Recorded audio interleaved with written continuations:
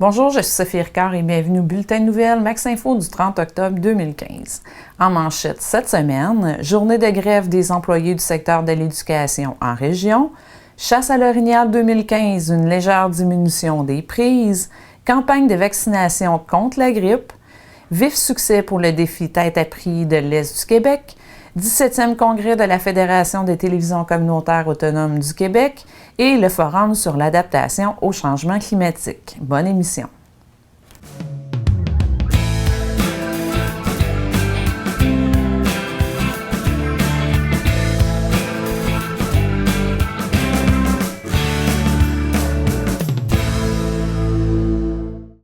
Le 27 octobre dernier, les employés de la fonction publique du secteur de l'éducation ont participé à une journée de mobilisation régionale qui s'inscrivait dans l'une des 6 journées de grève tournante votées par les membres du Front commun syndical.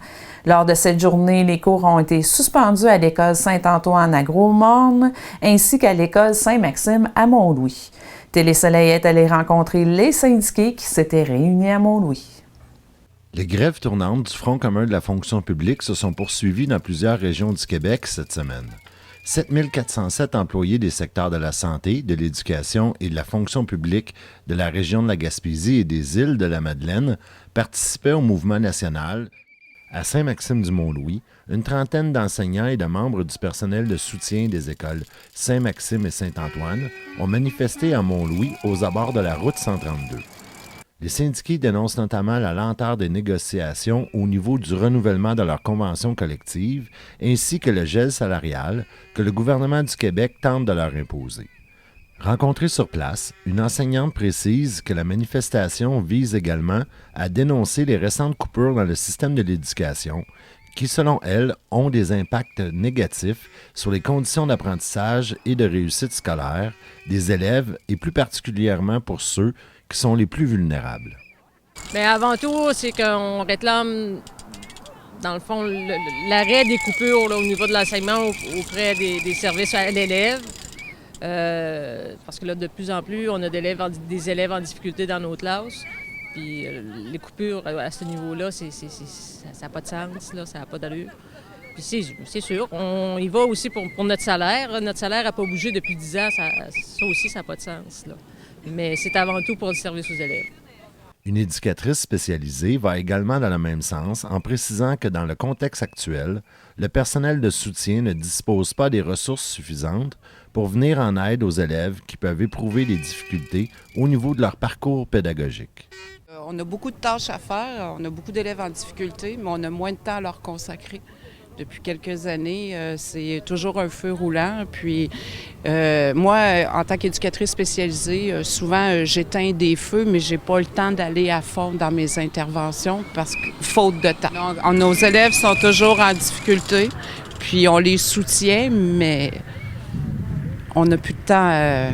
Tu sais, c'est de courir d'une place à l'autre toujours, là. Oui, puis les élèves au régulier ont de moins en moins de services. Les élèves qui sont en difficulté, bien, ils sont diagnostiqués de plus en plus tard, puis bien, ils n'ont pas de service. Dans le cadre du contexte des coupures dans les ressources éducatives, les syndiqués du secteur de l'éducation déplorent également que le ministre de l'Éducation, François Blais, n'ait pas encore effectué de visite terrain des écoles du réseau depuis qu'il a succédé à l'ancien ministre Yves Bolduc en février dernier. S'il reste dans son bureau, il ne verra rien. Là. Il faut qu'il fasse du terrain. C'est dans les écoles que ça se passe. Là. C'est pas dans son beau bureau dans le complexe G à Québec. Là. Il faut que ça se passe dans les écoles. Les élèves en difficulté, là, on les voit au quotidien avec nous autres, puis c'est là que ça se passe. Les employés qui ont participé à cette mobilisation souhaitent que leur appel sera entendu de la part du ministre de l'Éducation. Bien là, s'ils ne nous entendent pas aujourd'hui, puis s'ils ne nous entendent pas dans les jours qui vont venir en novembre, bien là, c'est parce qu'ils sont vraiment sourds, là. Tout semble indiquer qu'une légère diminution du nombre de prises pourrait être enregistrée en région pour la saison de chasse à l'orignal qui s'est terminée tout récemment. Des statistiques préliminaires du ministère de la Forêt, de la Faune et des Parcs semblent aller dans ce sens. Voici notre reportage. À quelques heures de la fermeture de la saison de chasse, les résultats compilés jusqu'à présent semblent indiquer une baisse au niveau des prélèvements d'orignaux dans la zone 01 qui regroupe les différents territoires de la Gaspésie. Sur le site Internet du ministère des Forêts, de la Faune et des Parcs, les statistiques des résultats de la chasse et du piégeage pour la saison 2015 indiquent une importante baisse quant au nombre de prélèvements d'orignaux dans la région. Les statistiques indiquent notamment que seulement 1806 orignaux auraient été enregistrés pour la zone. Ces résultats contrastent avec la saison de chasse 2014 où le ministère avait recensé 4439 prélèvements d'orignaux uniquement pour la zone 01. Interrogé sur le sujet, un porte-parole du ministère a cependant précisé que les résultats publiés en date du 26 octobre dernier sont très fragmentaires et que les données réelles ne seront connues qu'au début du mois de novembre, lorsque l'ensemble des stations d'enregistrement auront transmis leurs statistiques. En date d'aujourd'hui, la station d'enregistrement de Mont-Louis a enregistré 245 orignaux qui auraient été prélevés par des chasseurs dans la région. Ce nombre est légèrement inférieur à celui enregistré en 2014, où 333 orignaux avaient été enregistrés. La responsable de la station d'enregistrement précise que 133 mâles, 74 femelles et 38 veaux ont été enregistrés à Mont-Louis depuis le début de la saison de la chasse. Au niveau des permis de chasse, la station d'enregistrement de Mont-Louis aurait vendu près de 255 permis de chasse à l'orignal, dont une quarantaine de permis pour le prélèvement de femelles. Une légère baisse des prélèvements aurait également été remarquée à la station d'enregistrement de Cloridorme. La légère diminution des prises d'orignaux dans la zone 01 ne reflète en rien un manque d'enthousiasme pour la chasse en région. Le ministère des Forêts, de la Faune et des Parcs est confiant que le nombre de permis vendus pour la zone sera sensiblement le même que celui des années précédentes. Dans ce sens, des estimations révèlent que près de 25 000 chasseurs auraient parcouru les forêts gaspésiennes au cours de la saison de chasse qui vient de se terminer. La chasse à l'orignal en région attire de nombreux adeptes qui proviennent de l'extérieur et qui contribuent au développement économique de la Gaspésie.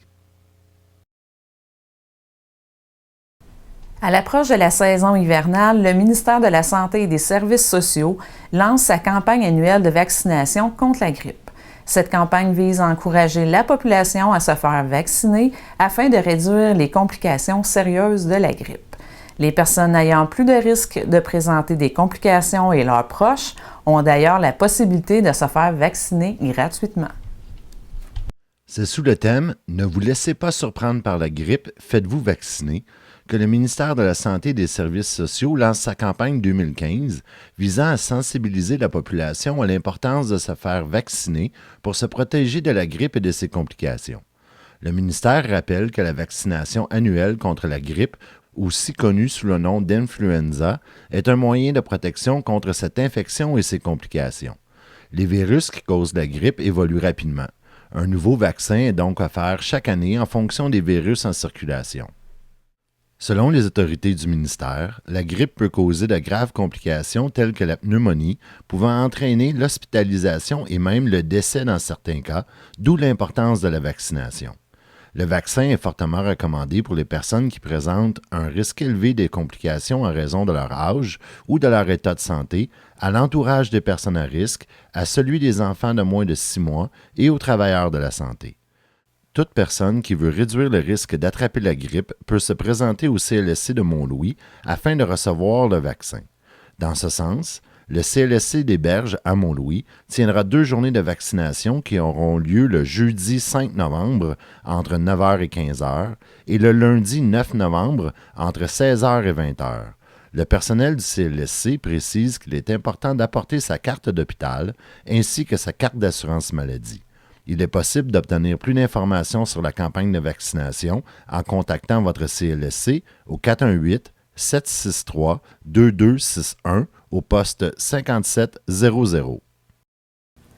L'Association du cancer de l'Est du Québec a tenu la 4e édition de son désormais traditionnel défi Tête à prix. Cette année, c'est la tête de Danny Bergeron, pharmacien et citoyen engagé au sein de la municipalité de Saint-Maxime du Mont-Louis, qui était mise à prix. Cette 4e édition a été un vif succès puisqu'elle aura permis d'amasser plus de 4 000 $ pour la cause soutenue par l'association. Les participants qui ont eu le courage de se prêter au jeu ont été rasés de près par le coiffeur Steve Marin de Mont-Louis. Nous avons rencontré Danny Bergeron qui s'est dit très satisfait des résultats de cette 4e édition. Bien, vraiment, on a fait plus de 4 000 $. On est 5 personnes qui ont ramassé de l'argent. On a une 6e personne qui s'est rasé la tête pour le geste avec nous. Donc, on est l'Est de la Haute-Gaspésie était bien représenté aussi au défi. Fait qu'on est bien content. Et puis, c'est ça, ce qui m'a permis un peu de réaliser au travers du défi, pour lequel je l'ai fait tête baissée, tête première, comme un bélier. Alors, donc, je peux réaliser qu'on le réalisait pour une association qui s'occupe pas seulement que de recherche ou seulement que remettre des sous pour les traitements, mais ne pas oublier aussi l'importance d'être accompagné, puis le service d'accompagnement tout au long de la maladie. Moi, j'en vois de plus en plus des gens malades. Je vois aussi la détresse puis les problèmes que ça occasionne, puis l'apport que ça a dans l'Est du Québec d'avoir une ressource d'accompagnement. C'est pas parfait, mais bon, on en a besoin. C'est déjà plus proche que Québec. Souvent, on a l'hôtellerie à Rimouski. Donc, ça a un grand impact et c'est à recommencer à chaque année. Malheureusement, c'est un financement annuel. Fait qu'on a un défi, on a une tête pendant une campagne, le temps de se rappeler finalement qu'il y a des besoins de ce côté-là. Puis, donc, quand j'ai embarqué dans la partie, ça l'a mené finalement quand même à ramasser pas mal de sous pour la Haute-Gaspésie. Donc, je suis pas mal content, plus de 4 000 $. En fait, il y a la première qui s'est inscrite avec moi, c'est ma gérante, Jenny. Fait qu'à Madeleine, elle a passé une journée de collecte et elle a réussi à recruter un monsieur de Madeleine. Ensuite de ça, on a aussi Marie-Josée Lavoie de l'épicerie qui s'est inscrite pour l'épicerie. Et on a aussi mon conjoint qui s'est fait raser la tête pour la cause aussi en même temps. Et puis, on a aussi une fille du parc de la Gaspésie qui a ramassé beaucoup de ça à Saint-Anne-des-Monts, accompagnée de sa famille et de ses 2 petites filles lors de la journée. La Fédération des télévisions communautaires autonomes du Québec a tenu les 23, 24 et 25 octobre dernier la 17e édition de son congrès.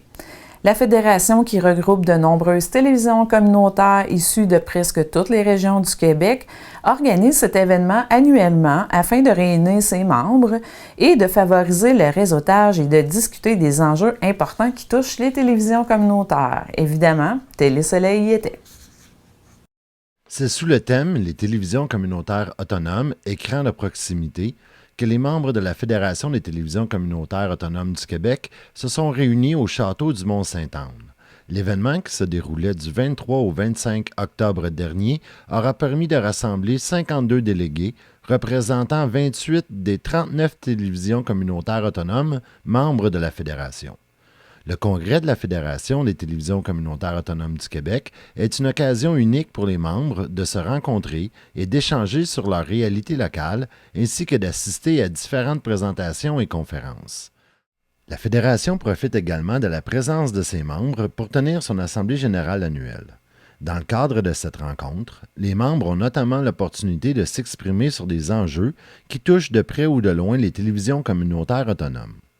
Des échanges ont eu lieu sur différents dossiers, tels que le Plan numérique du Québec, mis en place par la ministre de la Culture et des Communications, ainsi que le dossier touchant le décret relativement à la publicité gouvernementale dans les médias communautaires. Le conseil d'administration sortant a également profité de l'occasion pour présenter son plan d'action pour la prochaine année. La Fédération souhaite œuvrer au niveau de l'information et de la promotion, de la concertation, de la représentation auprès des différentes instances gouvernementales, ainsi que de la formation auprès de ses membres. Dans le cadre de l'Assemblée générale, les membres ont procédé à l'élection du conseil d'administration. Des délégués issus de télévisions communautaires provenant d'un peu partout au Québec représenteront les intérêts de leurs membres au cours de la prochaine année et assureront la gestion de la Fédération. Josette Dupuis, directrice de Télé-Sourire de Petite-Vallée, a été nommée au poste de vice-présidente de l'organisation. Les organisateurs de cette 17e édition du congrès annuel se sont dit très satisfaits et ont souligné que l'événement fut une fois de plus couronné de succès, et ce, grâce à la participation des membres de la Fédération. Le Conseil de l'eau du Nord de la Gaspésie a tenu le 28 octobre dernier à Mont-Louis un forum sur l'adaptation au changement climatique.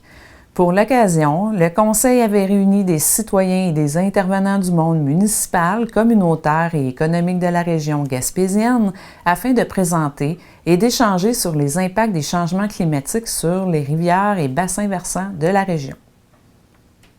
Près d'une cinquantaine de personnes ont répondu à l'invitation du Conseil de l'eau du Nord de la Gaspésie et ont assisté au forum sur l'adaptation au changement climatique qui avait lieu le 28 octobre dernier au Centre communautaire Jude Drouin à Mont-Louis. Des citoyens et des représentants du monde municipal ainsi que des organismes provenant de différentes régions de la Gaspésie ont participé à l'événement.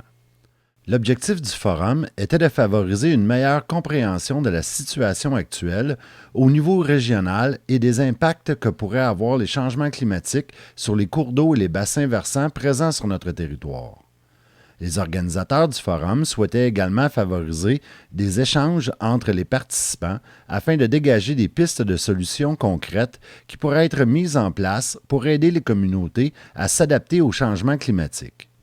Bien, nous, comme organisme de bassin versant, comme Conseil de l'eau, un des mandats principaux, c'est de vraiment susciter la mobilisation des acteurs de différents secteurs de la société et de consolider la concertation. Donc, ça répond exactement à notre mandat. Puis, il y a un besoin de réunir des gens des secteurs économiques, de la forêt, de l'agriculture, des différents ministères, les citoyens, les différentes municipalités pour s'asseoir ensemble puis vraiment prendre une journée pour s'informer sur les changements climatiques sur nos rivières et bassins versants. On parle plus d'inondations et pluies diluviennes là, et leurs effets. Puis de trouver des pistes de solutions qui sont partagées par tous les partenaires pour ensuite se construire une stratégie un peu plus locale ou supralocale pour encourager les mêmes acteurs à prendre des actions qui sont concertées puis d'un peu enligner nos actions pour faciliter l'adaptation au changement climatique de nos communautés. Les personnes présentes ont eu l'opportunité d'assister à plusieurs présentations portant sur les impacts des changements climatiques. Une équipe de l'Université du Québec à Rimouski a notamment présenté le portrait de la dynamique fluviale dans un contexte de changement climatique. Pour sa part, Caroline Duchesne, du Conseil régional de l'environnement de la Gaspésie et des Îles-de-la-Madeleine, a souligné que les effets des changements climatiques sont déjà bien visibles en région. Au départ, on sait que le changement climatique, c'est un phénomène qui est naturel. On sait que l'activité humaine amplifie et augmente l'effet des changements climatiques. Ce qu'on peut constater, si on regarde sur une échelle de plusieurs années, c'est qu'il y a la hausse du niveau marin, plus d'érosion, plus de tempêtes d'automne. On a des tempêtes aussi significatives quand on pense à 2007 à Rivière-au-Nord, quand on pense à la tempête de décembre 2010 et Arthur l'année dernière, on voit qu'il y a une augmentation de tempêtes d'automne. La directrice du Conseil régional de l'environnement de la Gaspésie et des Îles-de-la-Madeleine souligne que les municipalités sont des acteurs de premier plan dans l'implantation de mesures qui pourraient favoriser une meilleure adaptation des communautés aux éventuels impacts des changements climatiques. Considérant l'importance de leur rôle, elle déplore que peu de représentants du monde municipal étaient présents lors du forum. Les municipalités ont leur plan d'intervention d'urgence, qu'on appelle, avec les pompiers volontaires et tout ça. Donc, il faudrait se mettre à l'œuvre, puis inclure dans ces plans d'urgence-là les points sensibles. Si on a des ponts, des ponceaux qui nuiraient grandement à la circulation, si on a des endroits en érosion sévère, qu'est-ce qu'on fait dans ces moments-là? Je crois que les municipalités vont devoir faire une réflexion profonde pour se préparer à d'éventuels impacts majeurs qui pourraient arriver en Gaspésie. Parce qu'on sait que comme il y a une augmentation, des impacts, mais il y a aussi une augmentation dans l'intensité aussi. Je trouve dommage qu'il y ait peu d'élus. On a ici le maire de Mont-Louis, mais j'en ai pas vu d'autres, parce que ce sont nos gestionnaires d'infrastructures municipales. C'est eux qui sont les décideurs, donc ça aurait été le fun qu'il y en ait plus, là. quelques élèves du 4e secondaire de l'école Saint-Maxime à Mont-Louis ont également participé à ce forum. Rencontrée sur place, l'enseignante Joëlle Roy nous explique pourquoi il était important pour elle d'offrir la possibilité à des élèves d'assister à cette rencontre. Les élèves de secondaire 4, dans le cadre du programme, on fait vraiment un lien avec les changements climatiques et l'environnement. Fait que je ne pouvais pas passer à côté de cet événement-là pour avoir accès à ces conférences de scientifiques. Je trouvais ça important que notre participation soit présente. Dylan Fournier souligne que les changements climatiques pourraient favoriser une augmentation du niveau du fleuve et par conséquent avoir de nombreux impacts pour les baies de la municipalité de Saint-Maxime-du-Mont-Louis. Mais tout dépendamment de l'amplitude des changements climatiques, car si c'est une hausse très élevée de température chaude, les fonds des glaciers vont être donc plus élevés. Donc plus de glace dans l'océan qui n'ont pas leur masse dans l'océan vont fondre et rentrer dans le fleuve baie qui se fait le changement d'eau. Puis pour ça, on va avoir plus d'eau ici en Gaspésie puis tout le long de la baie. La directrice du Conseil de l'eau du Nord de la Gaspésie, Mme Julie Mador, s'est dite très satisfaite de la participation à ce forum. Puis, on a quand même une belle représentation des différents ministères, des différentes communautés du nord de la Gaspésie. Fait qu'on en veut toujours plus, mais quand même, je suis contente du bon noyau qu'on a aujourd'hui. Ça fait qu'on va être capable de tirer des conclusions intéressantes, puis après, diffuser les résultats. Les actes du forum vont être rédigés, vont être disponibles sur le web. Nous allons, on va développer des stratégies peut-être par secteur, c'est à voir là, par secteur d'activité, mais on va envoyer notre stratégie aux différents acteurs municipaux, économiques et communautaires pour les encourager à prendre des actions. Donc, nous, on intègre ça à notre plan directeur de l'eau.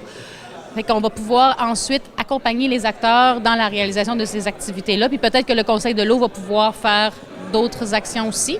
Puis les actes du forum vont être présentés comme à la conférence de Paris sur les changements climatiques qui va se faire au mois de décembre. Tous les organismes de bassin versant du monde sont invités à présenter leur propre stratégie.